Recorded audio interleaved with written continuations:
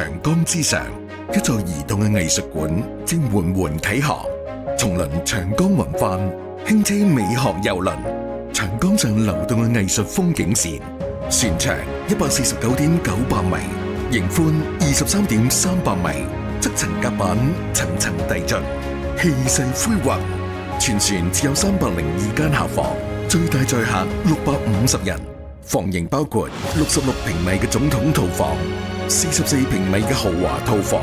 親子套房、行政標準間同埋豪華標間同內創標間，設計融合現代簡約與中國風，以江城山流嘅重慶元素，打造專屬文化 IP。郵輪創造咗兩項三合郵輪第一。環形跑道同全景夜景燈光系統，此外仲有電影院、KTV、足療室、多功能廳、露天觀景區等設施。船上設有多個精緻餐廳，供應中西自助美食與長江特色風味。由早茶到宵夜，滿足你對美味嘅多樣追求。行程分上水同下水兩種。下水行程，重慶至宜昌4日3夜。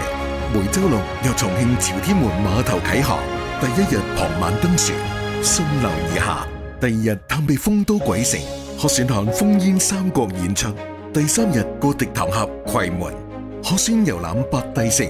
換乘小船深度遊覽小三峽與小小三峽；第四日早餐後抵達宜昌茅坪，離船遊覽三峽大壩，可選體驗升船機項目。上水行程，宜昌至重慶5日4夜，每週二由宜昌茅坪碼頭登船，第一日夜宿江畔，